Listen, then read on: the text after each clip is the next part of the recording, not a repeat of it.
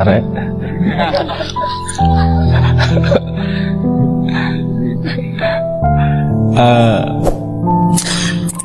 Lagi-lagi balik ke bahasa ya. Kemudian kalau kita ngomong cinta, di Jawa ada macam-macam cinta. Ada seh, ada tresno, ada di Jawa kuno isono macam-macam nih.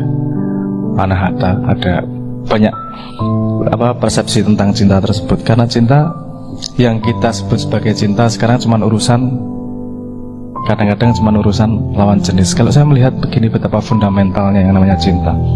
Kalau ada kalimat bahwa karena cintanya Allah kepada Nur Muhammad maka diciptakan jagat raya, berarti cinta sangat fundamental terhadap adanya jagat ini.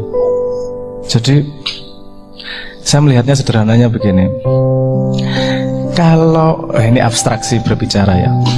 Kalau benda untuk bisa berada membutuhkan ruang, paham maksudnya ya?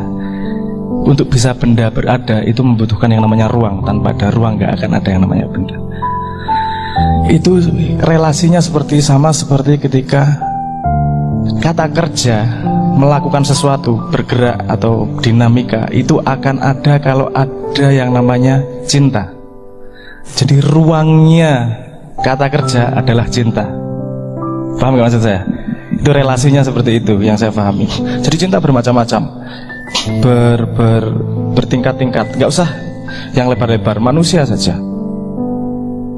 Ketika kecil, cinta yang dia ekspresikan dengan cinta adalah semua hubungannya dengan aku dulu. Aku seneng mencintai aku.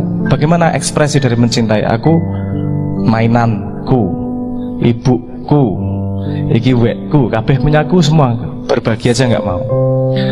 Karena itu pelajaran pertamanya dia harus ketika dia punya wadak, dia harus mencintai wadaknya agar bertahan hidup lebih lama. Dia harus menjaga badannya agar hidup lebih lama. Kenapa? Agar dia punya kesempatan untuk memahami cinta yang lebih luas. Setelah itu dewasa sedikit, remaja gini mulai diganggu sama hormon-hormon. Bukan diganggu, dikasih iklan sama hormon-hormon. Cintanya seolah-olah berkembang. Aku cinta padamu dek. Telek. Sorry ngomong. Itu bukan kata yang buruk itu. Masa ngomong bubuk kompos enak ya. Karena gini kadang-kadang, aku cinta padamu, ketika ditolak cintanya langsung hilang, jadi benci. Kamu masih cinta sama dirimu sendiri kok, cuman sekarang objeknya adalah orang lain. Mencoba mengekspresikan cintamu pada dirimu sendiri cuman lewat orang lain. Sehingga cinta itu kemudian banyak syaratnya. Kamu mau tak terusin cintanya, kamu gak mau tak ganti, tak pindah cintanya. Kan gitu. Nanti berkembang dewasa lagi, punya anak. Anda kemudian merasakan cinta itu sudah tanpa syarat kalau sama anak. Anda dikencingin mukanya sama anak, gak langsung diputus jadi anak. Coba Anda dikencingin sama pacar Anda sekarang, apa malah seneng, loro begini. Jadi kan beda, paham maksud saya? Ini jadi kemudian cinta tanpa syarat, cinta kepada benar-benar kepada makhluk lain. Cinta ini kalau lihat arahnya, cintanya semakin lebar, mengembang. Tadinya cinta yang dia bedakan adalah aku dan kamu, kemudian aku mencintaimu, padahal masih mencintai diri sendiri, cuman ekspresinya lewat orang lain. Kemudian cintanya tambah dewasa. Ini yang didorong oleh pertumbuhan kedewasaan manusia. Jadi ini yang maksudnya dipaksa oleh Tuhan untuk faham. Jadi sama anak, terus kemudian kamu cinta sama anak. Tidak ada orang tua yang tidak cinta total sama anak, bahkan hewan sekalipun. Terus nanti tambah dewasa lagi. Ini nanti kalau udah mulai berumur, dia coba cari yang sudah berkeluarga. Pasti dia mencari kumpulan yang lain. Entah sama-sama kumpulan ngaji, entah kumpulan gaple, entah kumpulan pecinta PS, apa namanya, PSIM, PSIS, PSK, gundulmu PSK, PSIS. Jadi aktif di RT, kumpulan RT. Jadi mencari komunitasnya agar mereka bisa mengekspresikan cinta bersama-sama. Si akarnya itu cinta semua itu. Jadi cinta berkembang, cinta punya banyak tahap. Dan perkembangan cinta itu juga meningkatkan kesadaran tentang aku. Kamu cinta nggak sama tanganmu? Kamu pernah mikir gitu, aku cinta banget sama tanganku. Nek sing jomblo-jomblo mungkin gitu ya, tapi kalau yang nggak jomblo nggak biasanya. Rasa mikir aneh-aneh gue. Ora apa kaki, menuju tangan lah kaki. Nek tangan gue mikirnya sabun gue. Apa kaki? Orang keceplosan sengaja. Kalau sing guyu berarti paham gue. Apa namanya? Misalnya kamu pernah mengikrarkan aku cinta sama kakiku gitu nggak? Nggak pernah. Kenapa? Karena kamu sudah tahu persis bahwa kakimu adalah kamu. Kamu cintai tanpa syarat. Nggak usah pakai apa namanya? Nggak usah pakai iming-iming apa-apa. Pasti kamu bela kakimu. Kalau sakit kamu sembuhkan. Kalau pegel kamu pijatkan. Kalau ibumu tiba-tiba jatuh di kamar mandi, kamu menolong pakai alasan nggak? Ini agar aku masuk surga, ini agar Tuhan nurano, nggak ada pikiran toh, langsung otomatis nolong. Kenapa? Karena kamu aku sebagai potongan dari hidup yang diciptakan Tuhan, akunya sudah melebar sampai pada apa namanya, ibumu. Jadi kamu menolong ibumu bukan seperti menolong orang lain, kamu menolong seperti menolong dirimu sendiri. Ini kalau manusia di muka bumi sudah akunya semuka bumi, nggak perlu yang namanya toleransi, nggak perlu yang namanya apa namanya menghormati orang lain, nggak perlu pelajaran seperti itu, nggak perlu. Kenapa? Karena kamu otomatis akan melakukan. Karena itu adalah aku. Paham maksud saya? Misalnya gini, kamu ada cewek diketak palanya, kamu ngerasa sakit nggak? Orang kenal kok, loro po. Kalau nggak kenal mungkin kamu nggak ngapa-ngapain. Kalau itu pacarmu diketak orang lain, langsung cincin katok, cincin kelambi, nggak golok.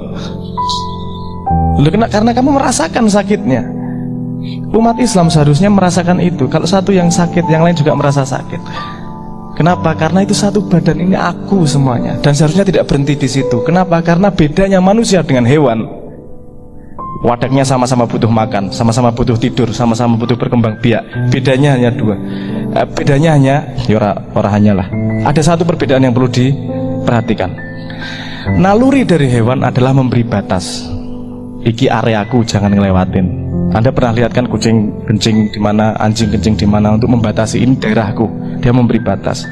Manusia arahnya adalah mengembangkan diri. Dia pengen tidak ada batasnya. Kalau sudah paham, pengen dikembangkan, lebih paham. Kalau sudah cinta, pengen dikembangkan, lebih cinta lagi, dan seterusnya. Kadang-kadang perkembangan itu arahnya paralel, bukan seri. Jadi kalau sudah cinta A, iki wis sudah segini gedenya, pengen mengembangkan cinta, yuk tambahlah, gini loh bayangannya. Kan bisa sebenarnya intensifikasi kepada makhluk yang kamu sayangi itu, karena cinta terus berkembang, terus cinta terus melebar. Tidak hanya kepada pasangan, tapi kalau kamu ngelihat, misalnya cowok ngelihat cewek cinta, yang kamu lihat perbedaannya adalah laki-laki mencintai perempuan. Ketika kesadaranmu naik, yang mencintai adalah manusia mencintai manusia. Itu sudah bisa siapa saja. Naik lagi, makhluk Tuhan mencintai makhluk Tuhan. Itu kewan-kewan itu dicintai semuanya. Betul kan? Bagaimana cara mencintai hewan? Dengan menghargai, memberi makan, ikut menjaga, dan seterusnya. Karena tinggal kesadaranmu di mana posisimu, itu akan mengekspresikan cintamu pada posisi yang mana. Jadi kalau pertanyaannya apakah yakin dulu atau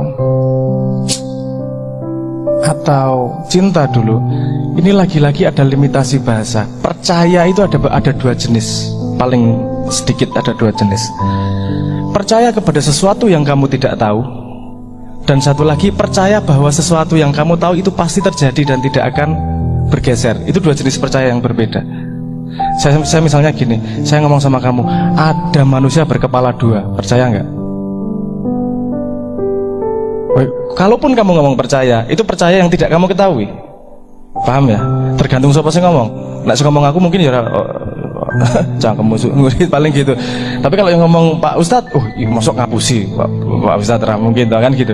Tapi ada lagi jenis kepercayaan yang kamu tahu itu tidak akan berubah sepanjang masa. Contohnya kamu percaya pada gravitasi, walaupun tidak mengikrarkan kamu percaya, tapi bawah sadar di dalam hatimu kamu percaya sama gravitasi. Kalau kamu satu detik tidak percaya pada gravitasi, kamu nggak berani pipis.